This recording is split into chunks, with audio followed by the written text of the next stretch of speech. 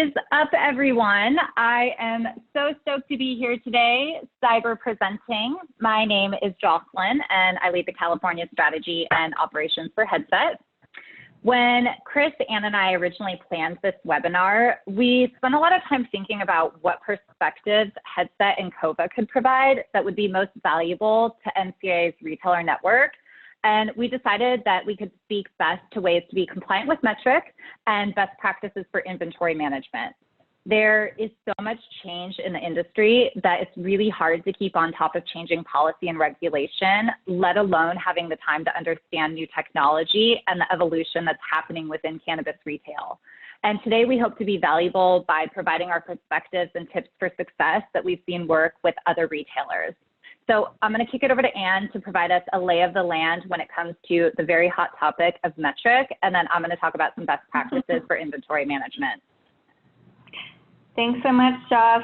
Hi, everyone. My name is Ann. I'm with Cova. Those of you who don't know, we do cannabis retail point of sale, and we are so honored to be co-presenting alongside our friends at Headset today, and thank you especially to the NCIA for hosting this webinar for us. So as Jocelyn mentioned earlier, as many of us are witnessing more and more states move forward towards their next stage of compliance, METRC is definitely top of mind for everyone. And what we'll go through is a light introduction to METRC and some items to consider from a retailer reporting and tracking standpoint. Now, a bit of a disclaimer here before we get started. This is not legal or compliance-specific advice. I am definitely not a compliance officer. Cova is a retail software company. And for today, the purpose of this presentation will really be focusing around real examples of what it means to track inventory and sales within the context of METRC reporting to the state. All right. So before we get into an actual demo, what is METRC anyway? So does anybody know what METRC stands for? And I believe that in the webinar, there is a chat window where you can enter in. If you do know what METRC stands for, just go ahead and enter that in the chat window. And Chris, I believe, can you monitor that and just let me know once everyone's been entering their answers in there? Yes. So we'll just give it a couple seconds. Can you just let me know when to move on to the next slide?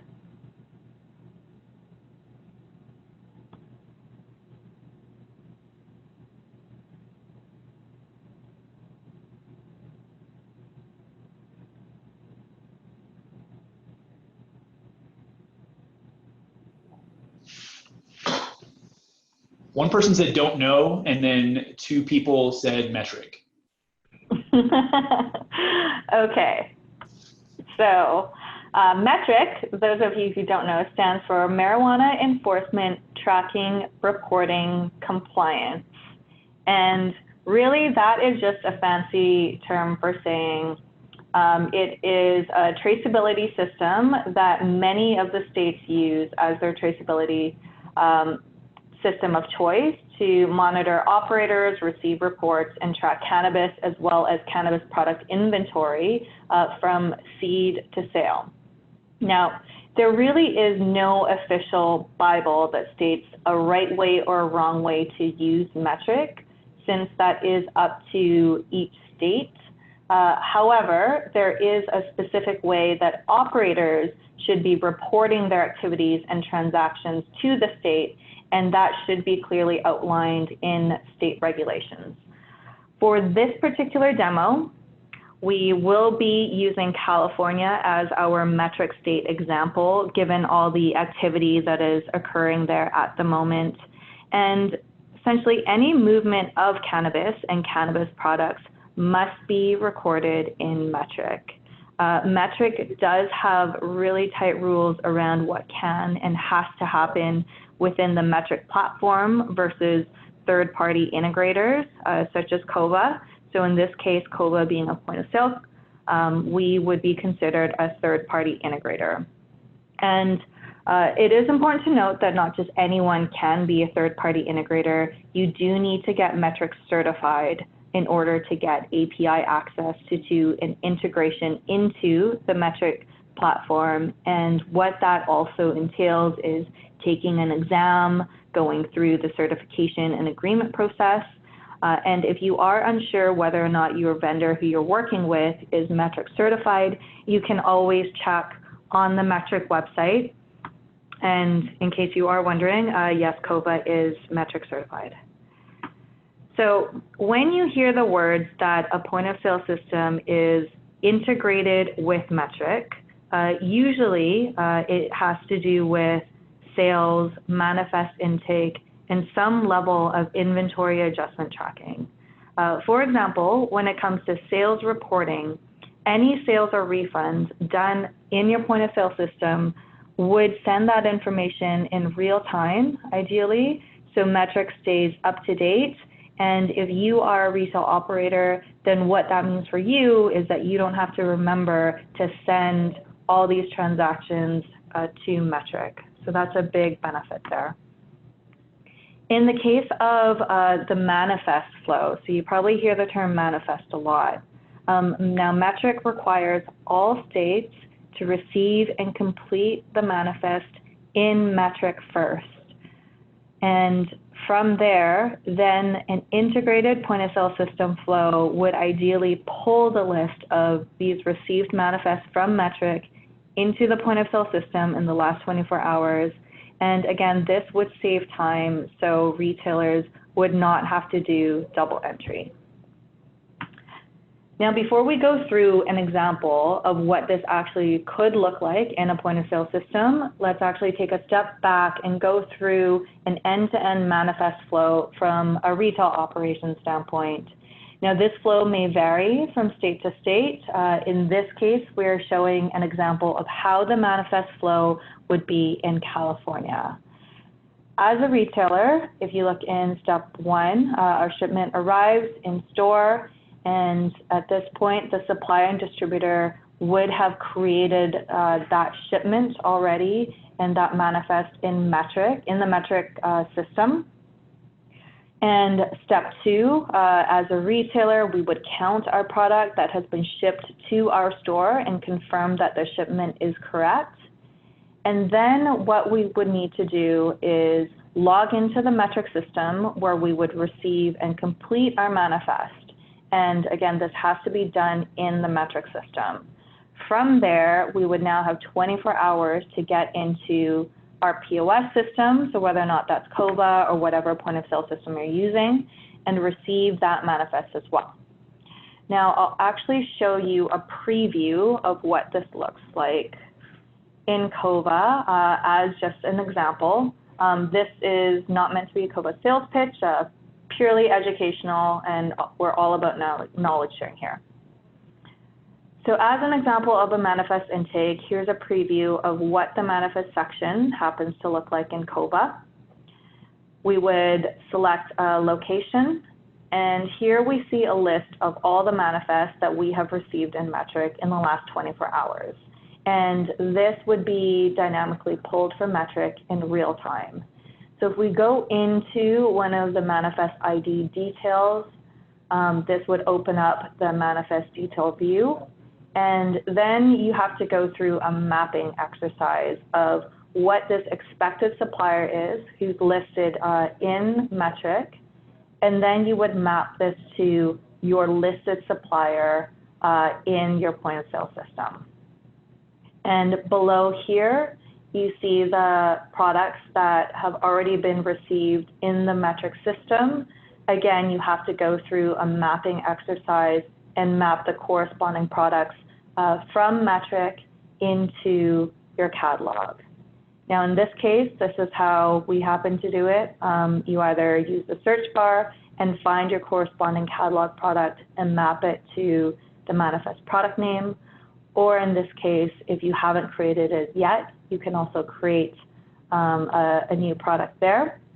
And once you're done doing that, you can hit receive, And then you see here on the right, all the product information is automatically filled out. And then you go through the point of sale system of creating, submitting, receiving, and completing the purchase order steps.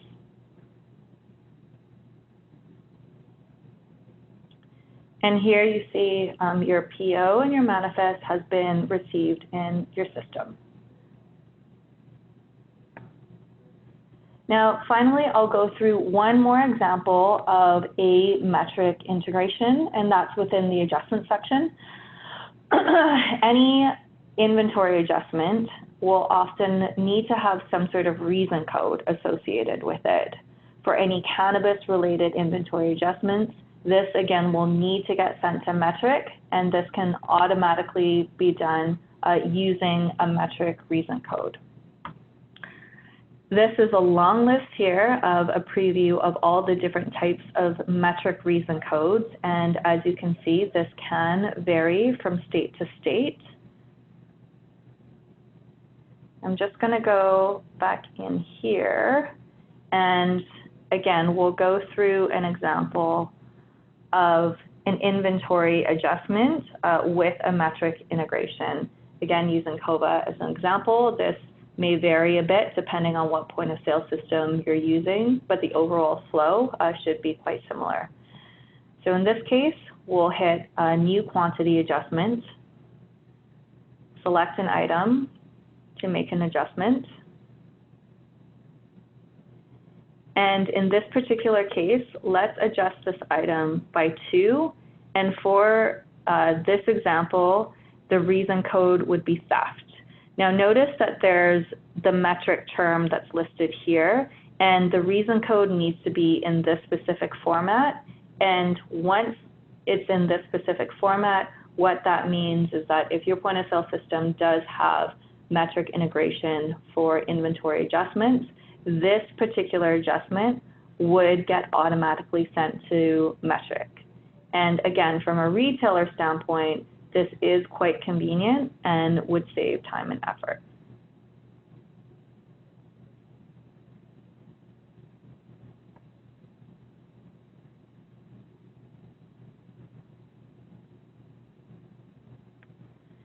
Now, before I hand it over to Jocelyn at Headset, the last thing I will share is an example of METRC when it comes to onboarding, in this example being California.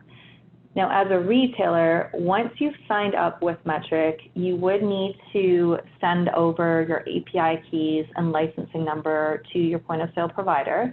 And METRC will also be shipping out physical METRC tags. You can see a picture of this here on the right-hand side. And then what you would need to do is tag all of your existing inventory in your store with these physical METRC tags. Once this is done, you log into the METRC system, and you need to set up all your products and match them to these physical METRC tags that you had used to tag all your existing inventory. And then finally, you'll need to do that, the same thing in your point of sale system.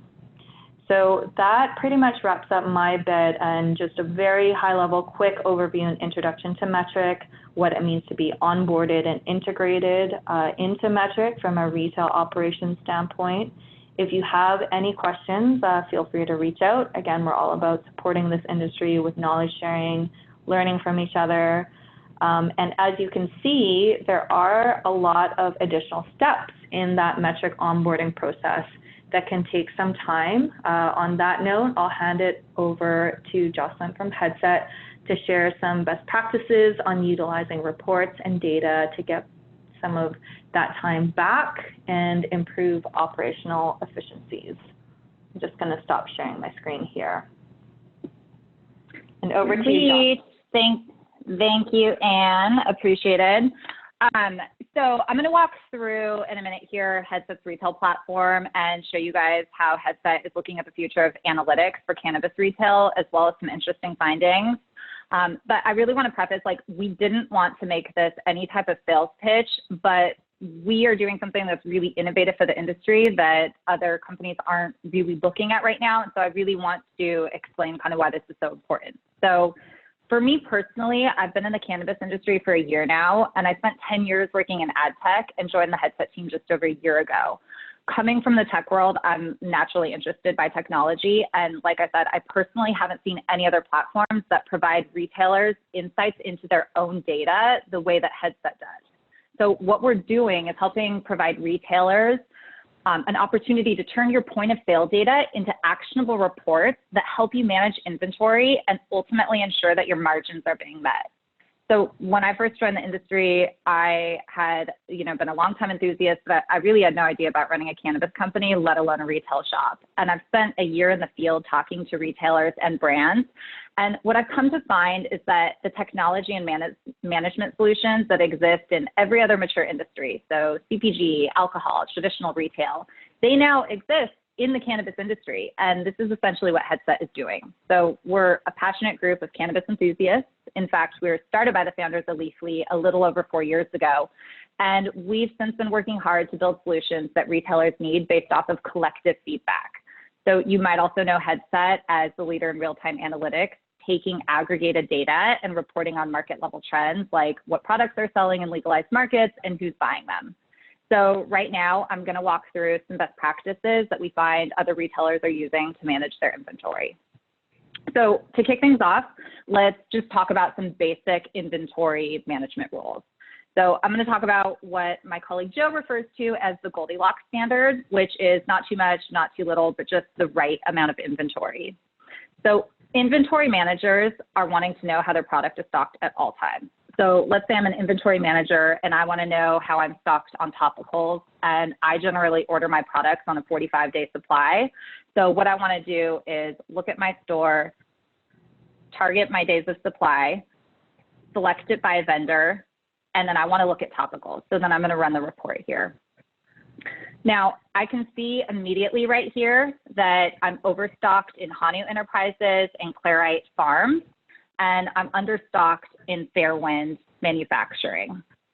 There's a few things that I could immediately do to cut down on that overstocked inventory. I could decrease my order frequency, I could run vendor promotions, or I could better educate my sales staff on these vendor-specific products so that we can get them moving. It's really important to manage surplus inventory and keep on top of sales and product trends, because ultimately you want to keep this money from being not tied up in your back stock. Money that's tied up in your back room is really money that you could be spent growing your business, right? It's money you could spend on marketing campaigns to acquire new or repeat customers. It's money you could be spending on building out your existing infrastructure or scaling your business by growing into larger orders of faster selling products. So highlighted in green, I can see that I'm properly stocked in Agriguana, Double Delicious, and Conscious Cannabis, and understocked in Fairwind Manufacturing. So too little product, you're going to be risking running out of stock events and potentially losing unhappy customers who might go elsewhere. But with too much product, you're keeping that money tied up in your back inventory. So maintaining accurate coverage is really critical to meeting your business margins. So these stock ratio numbers right here, these are referring to how many times you can cover product demand within a selected time frame. So for example, Hanu Enterprises is at a ratio of 9.71, which ultimately means that we can cover demand for their topical products during this 45-day window 9 times over. So if we multiply 9.71 times 45 days of supply, that ratio translates into 431.7 days of supply, which is what we're seeing over here in the right. So rather than a ratio, you get an actual day count on your supply. Now, before we move on, and since we're on the subject of topicals, I wanted to share a fun finding from a report that we published a few weeks ago that you can go download from our website for free. And the report's called Understanding the CBD Market in State Legal Cannabis. CBD is a super hot topic right now. And so at Headset, we wanted to look at the popularity of CBD in inhaled versus non-inhaled forms. And we looked back over a few years worth of cannabis sales data, and we found that even as CBD has become much more popular in our general public, its share of sales in the overall cannabis market hasn't even reached 10% yet. But what's really interesting is that we found that as of 2019, over 1/3 of all sales in non-inhalable infused products goes to CBD products. So this demonstrates that there's a clear preference among CBD customers for products that are like non-inhalables, topicals, tinctures, sublinguals, and edibles. And it's also suggesting that the CBD market is expanding on top of the existing market for high THC inhalable products. So essentially this means that instead of cutting into sales from more traditional products like we know, like pre-rolls or vape pens, CBD sales are actually bringing in new and distinct customers. So we can make the assumption that these customers are also more health conscious. Okay, so now once you know how you're stocked, you want to get a better feel for what's in your stock room, and you want to identify your slow versus fast moving products.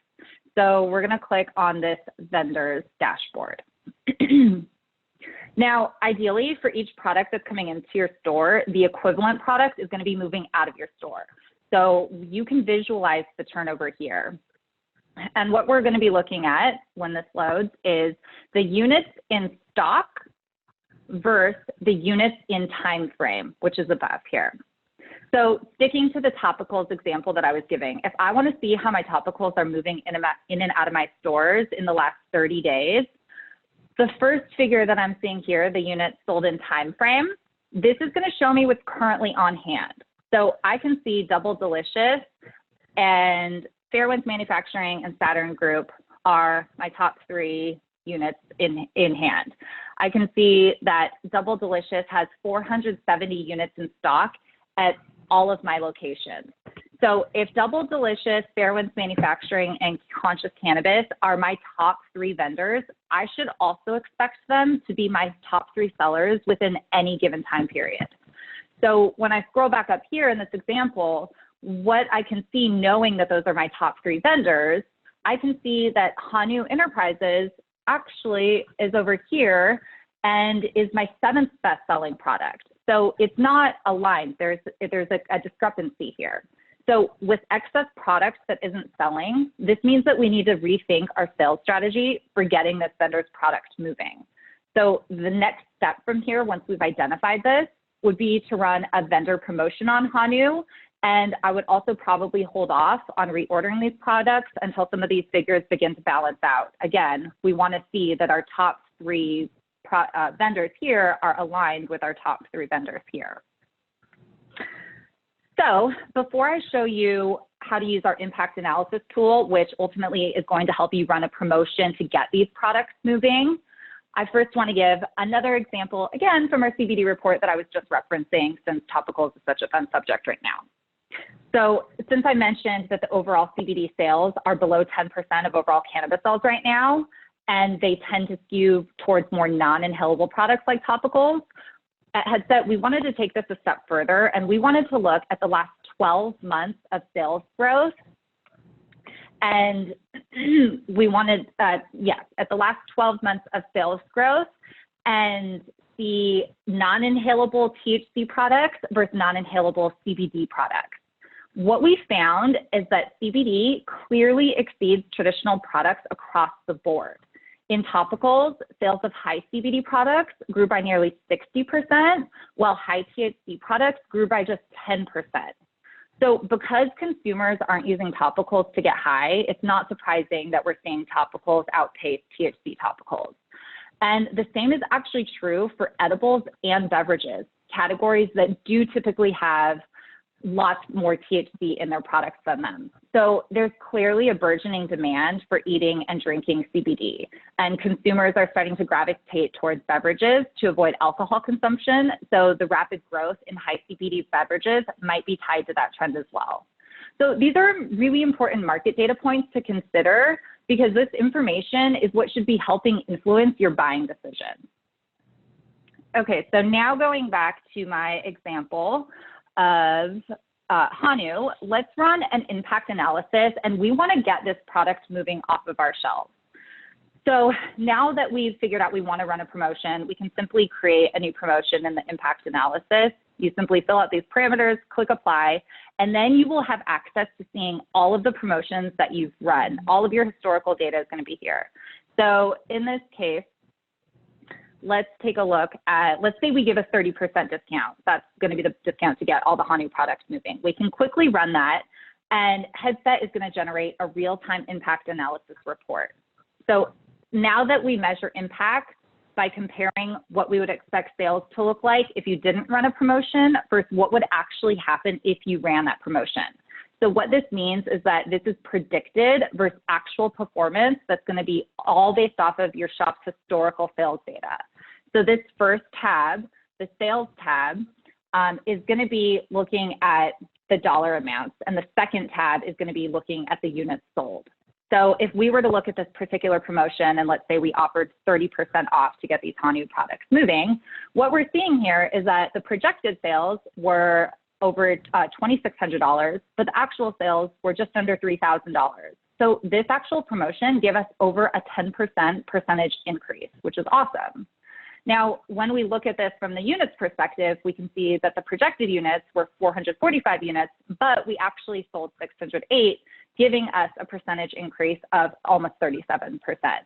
And when we scroll down here, we can see these numbers broken out even by daily quantities. So if you do encounter an unsuccessful promotion, this really is your opportunity to analyze, iterate, and learn from past promotions to see what's going to work best for you in the future. There's a lot of learnings that can be found just by looking at vendor promotions and loyalty program analysis when you look at your data in this fashion. We actually found, we ran a loyalty program analysis at Headset, and we found that on average, customers are spending $39.67, which is 35% more than the average basket size at $29.41. So loyalty members are also putting more items in their cart. They're buying 2.2 items compared to 2 items for the average customer. That is not significantly more, but there is an increase in the average item price. The average item price for non-loyalty customers is $14.70, where the average item price for loyalty customers is $18.41.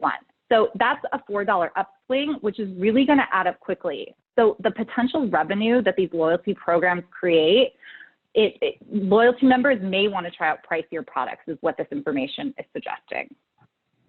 So hopefully now you have a better sense of how data and technology can be used to understand where your inventory is at, how you can get excess inventory off of your shelves, and how you can monitor the success of these promotions by checking out the impact analysis and making sure that you're having that ROI and you're meeting your shop margins. There's a lot of other useful tools that I didn't cover yet. So if you want to know more, you can reach out to me, or you can reach out to our sales team at sales@headset.io. But in closing, I really want to say that nothing can replace the vision and intuition that successful cannabis entrepreneurs and managers bring to their stores. But today's market is super competitive, and incremental improvements to your operations really can add up to significant competitive advantages. The cannabis industry right now, we're fortunate enough, this was born in the information age. So we're not surprised by any means to find that a lot of these leading entrepreneurs are leveraging all this sales data. And so I want to close with a quick summary of some patterns that we've noticed that we've seen successful retailers using, and that you should be considering within your strategies. So partner with brands that are going to do more to help you succeed. So you don't want to let down a customer because you ran out of inventory. You can actually share this responsibility with your brand. We can automate this by sharing real-time sell-through rates with brands so they know when to call you and when you have enough inventory in stock. Small improvements in your decision-making really can equal big effects. Insights from the sales data that you already have here is going to offer you some of the most solid, detailed advice for the decisions that you're making every day. So really understand the transactions inside and out for clarity on everything from how brands and categories are performing to sales averages by time of day. We also suggest invest in your bud tenders. A little guidance really goes a long way. So keep an eye on each bud tender's sales performance and provide data-driven feedback to see their performance improve. you can see things like if they're selling too much of a certain category or a certain brand or too little of others, the culprit could potentially be just the lack of knowledge. So because the salesperson's name is attached to every transaction, you can easily pull this data and compare and help your bud tenders be set up for success. If you have multiple locations, manage them the right way. People buy different things in different neighborhoods. And so it pays attention, like it pays back tenfold if you pay attention to these buying patterns and if you compare the performance across locations, because then you can stock up and train your staff accordingly. Also, run those promotions intelligently. Visualizing and benchmarking your sales numbers makes these promotional activities a valuable source of information on what's working for your store. So really understand the impact that each activity has on your ROI and run those promotions that are growing your business. We know in the cannabis industry, nothing stands still today. Most cannabis retailers and vendors, they don't need to be looking at headset industry reports to know that competition is heating up. We're still seeing enormous advantages for companies that are getting established early. And so we've seen that these retailers have excelled because they're staying nimble, they're weathering new competition by constantly fine-tuning their assortment of products and keeping their operations lean and their bud tenders engaged.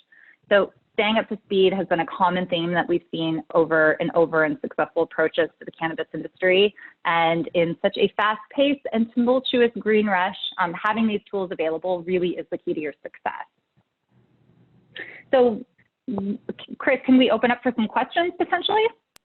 Yeah, that'd be great. One that we did have come in was about METRC classes, if there's a class to become certified in METRC. A class to become certified in METRC. That I will need to take that away. And I don't know the answer to that, but we can find out. There are people on my team that do know, just not myself specifically. Okay. And anyone else that has a question, feel free to add the question to the chat box. We did get a question about if this presentation will be available afterwards. We will have a recording that will be available on the YouTube page, on the NCIA YouTube page, so you can look for that there. Yeah, definitely. We can share, absolutely share this report from our end, and then also from Headsets Ed, the CBD report that I was mentioning, we just released that a couple weeks ago. This is free information, so please go to our website and download that. Okay, great. Another question we had come in that says, are there guidance documents for which classes and categories to choose in METRC for new production items? Yeah, I don't know. Again, I'm not a METRC expert really, but I would suggest that anything that has to do with getting any type of METRC certification, all that information should be on the METRC website.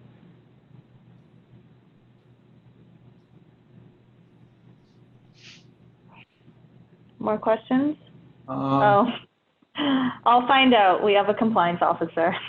Another one came in. Are there any software or products right now that are partnered with METRC that involves anti-counterfeiting in the process? Anti-counterfeiting? I don't know the answer to that, sorry.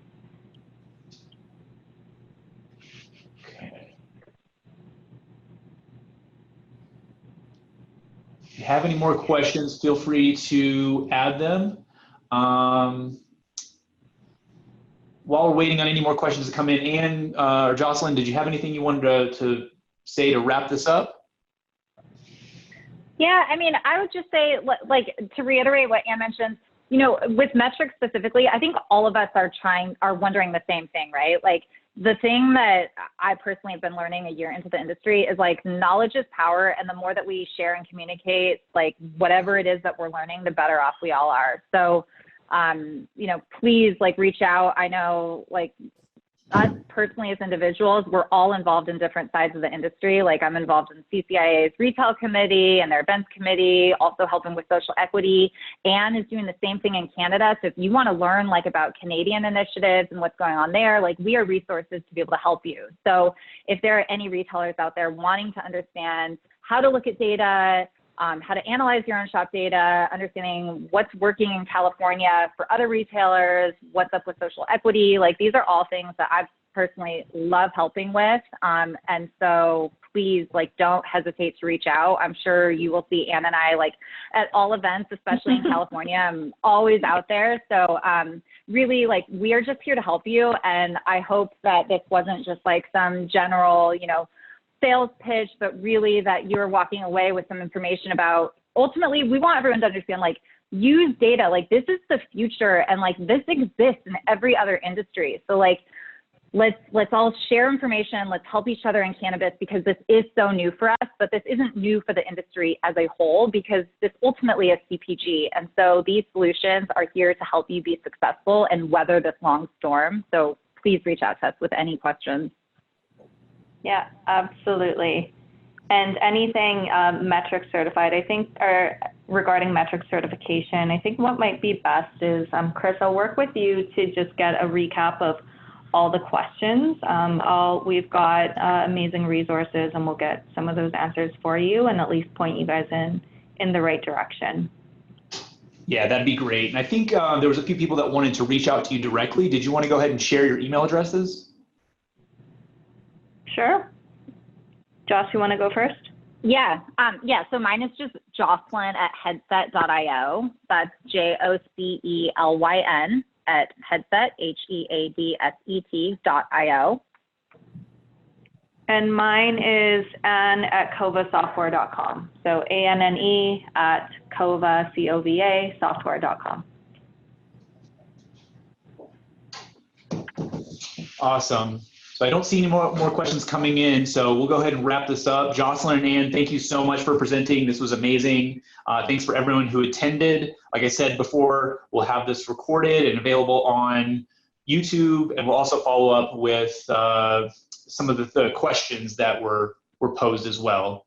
So have a great day, everyone, and we'll catch you on the next webinar next month.